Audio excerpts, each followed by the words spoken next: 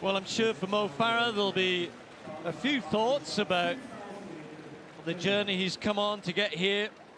I was looking up some track results. You can go all the way back to 1995 when he won the English schools. Well, he won the English schools in 1997. 1995, his first track event, 1500 meters, 4:43.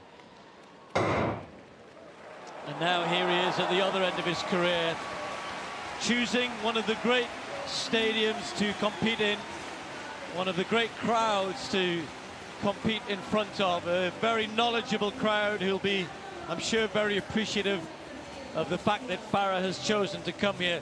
And it's a little unusual because Mo Farah, since he's been winning at the global level, every year after the major championships since Daegu, he hasn't done this. He's run in the UK, he's run in Birmingham, but he's never come back onto the Diamond League circuit. And in fact, the last time he did it, in 2010, was here in Zurich, and he finished 5th in the 5,000 in one of his fastest times, 12:57. So he knows what it's like here, and he knows how hard it is to come back after a major championship. So let's hope it's a good race for him. Well, Mo Farah can never be accused of shirking opportunities to race the best, Steve. Yes, one or two of his races, even in the UK, with that first lap going through in about 60 seconds, one or two of his UK races look a little soft, but the home crowds always go home happy. But Mo in Eugene at the end of May this summer met an incredibly strong 5,000 field. He dealt with them. Then in London, when it came to the World Championships in that 10,000, he dealt with everything the Africans could throw at him, despite the teamwork. He said it was the toughest 10,000 he's ever run. And I don't think Mo's received enough credit for that 10,000 metres victory, being only 12 seconds off the world record, being incredibly fast in a major championship race, one of the greatest ever 10,000 metre finals at championship level. And of course he was tired for 5,000 a week later. That was absolutely understandable, and it would have been a miracle had he won the 5,000 after a 10,000 run at that tempo, in my opinion.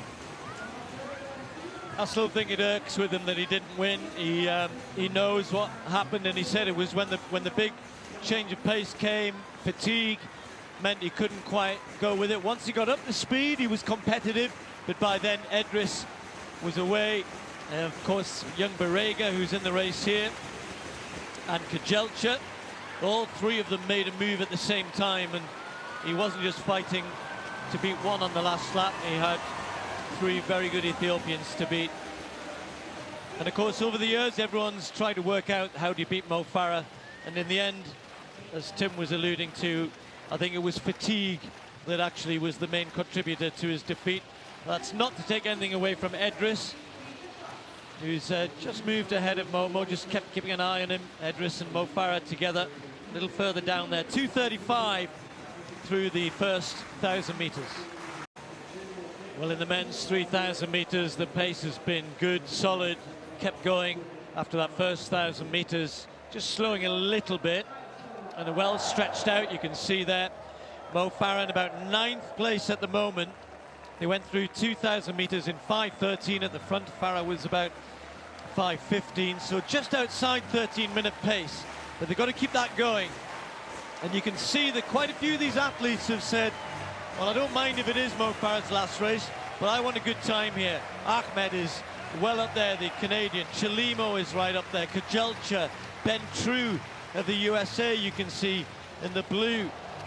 Actually, going back to that race, Tim, in 2010, and I was curious to see who won it that day when Mo Farah ran 12:57, his first time under 13 minutes. It was won by Tariku Bakili, and Chris Zielinski of the USA finished ahead of Farah. So it's amazing what's happened to Farah in the ensuing years. Those 10 global titles, and he hasn't run quicker than 12:57 too many times since then.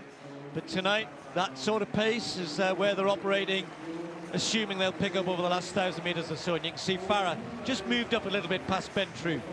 You see, I think Mo, Steve, earlier in the summer was in virtually world record pace for shape for 10,000 meters. He won at Ostrava in 27:12. He was very disappointed with the time, but because he'd said he was going for the world record. But it was sweltering hot in Ostrava that day.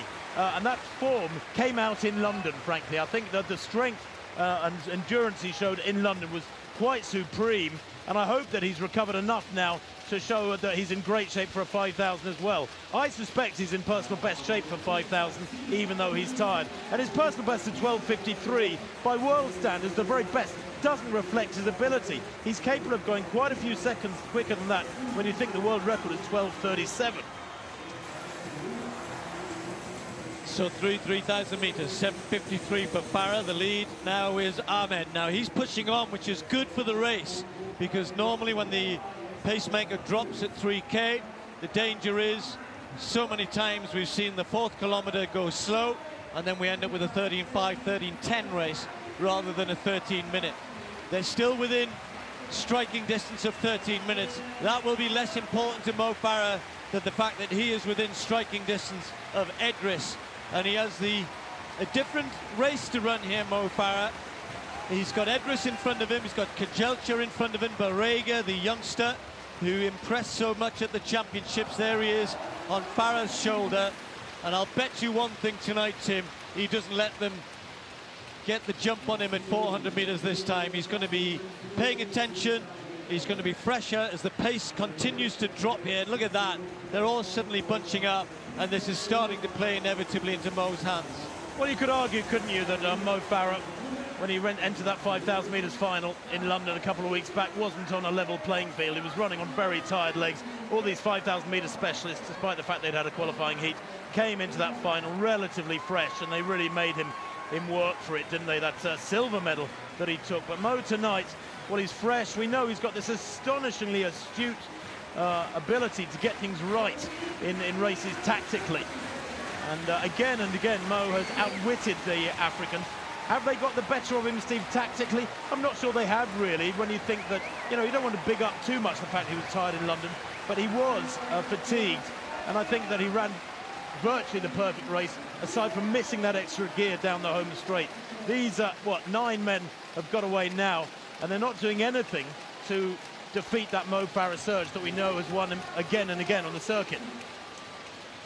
Well, we've seen a few attempts to end careers on a high, haven't we, this year? And Usain Bolt couldn't do it at the World Championships. Farah himself couldn't come away with a double gold, and Tim touching on why that might have been. But he'll certainly want to go out with a win here. But the others are there to spoil the party. The Diamond League title up for grabs, as well as the prize money. That won't bother Mo Farah. He's done pretty well, thank you very much, over the last few years. And Mo, now, as they move into the part of the race where he'll want to hold that position. And look at what happens. Ahmed goes not yet. 1,000 meters to go. 2:46, a slow kilometer there. That's why they're all bunched. And Mo Farah's been in this situation so many times. So many times he's come out on top. He'll want to make it the same here. Will he strike first? Will he just try and control it from the curb as he likes to? Or will he be happy sitting where he is and wait for one of the others to make the first move? Well, again and again these last few years, we have wondered why the best that the Africans can find have allowed Mo Farah to control the race over the last 2 or 3 laps. And that surge there for Mohammed, just to keep Mo Farah on his shoulder, was interesting, because the same tactic perhaps is being employed here. I got the impression with 1,000 to go, nearly a lap ago now, Mo Farah wanted to get to the front, wanted to start dictating proceedings, but he's not prepared to surge in a big way, Steve, to get to the front. Mohammed had a fabulous double himself in London, running high, getting high positions in both 5 and 10. Now Mo Farah gets the front with 600 metres to run, but you can see the energy in that pack, can't you? The nervousness, they're desperately keen to make sure they match everything that Mo does and don't let him go. So finally Mo Farah moves to the front. The final act of a superb career on the track. 10 global world titles. Most of the time he's not won by very far. The smallest of margins won by big sprint finishes, and he's going to attempt to do the same here in the Diamond League final as they approach the bell where he wants to be. Farah in front, Kajelcha on his shoulder, the tall Ethiopian with the diminutive figure of the world champion behind him, Edris. Ahmed on the inside, Chalimo 5th place, trying to chase, but this time Farah's got the lead. That's what he likes to have, the crowd rising to their feet, this capacity crowd, and Farah's got a hold of Kajelcha, and he just about manages to do it. Means that Edris has to go wide, 200 metres to go, and now It's the current world champion at 5,000 metres against the 10,000 metre world champion, and all of the other global gold medals that he has being laid out here for the others to try and take away a last bit of glory. But Mo Farah striking for home.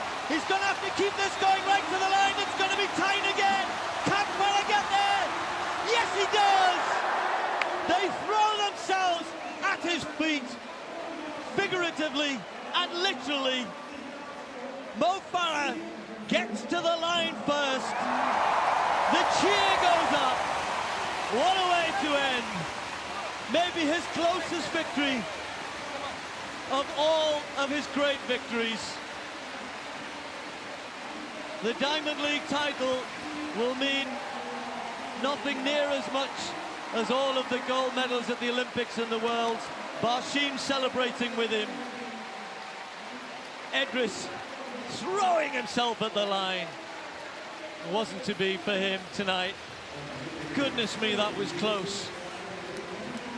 And sometimes if you want to go out, make it dramatic, make it look good. Not coming down the home straight waving to everybody, fighting tooth and nail. That's what I love about Mo Farah. He's competitive to the end. He never gives up. He doesn't want to get beat. Most of his career, he didn't know how to get beat. And he's bounced back after that rare defeat at the World Championships with a win tonight. But it was so close. Well, Steve, the fact that they all turned up to race him is what makes that a symbolic victory for Mo Farah in particular. He's running on fresh legs, they're running on fresh legs. This is where there's an even playing field, so to speak. And Mo Farah literally having to dive at the line there as the others hit the track. It was the perfect end to a track career from this great champion. And this was the decisive moment, wasn't it? Mo going a little bit quicker, using a gear here that I think he'd prefer to have held in reserve. Kajelcha there being cut up a little bit by Edris. And down the home straight, Edris, I believe, with 100 to go, thought he could get past Mo Farah. 52.61, the final circuit there for Mo Farah. Look at the features of the Briton to the right of picture. They're coming at him, can't get there. Chelimo, Edris, the tall figure of Kajelcha, and Farah just holds his form as Chelimo can't find daylight between the pair of them. Desperately tight at the line there, but it is a win for Mo Farah to close his career, and I'm so happy for him because he's met the challenge again and again, Steve, so impressively.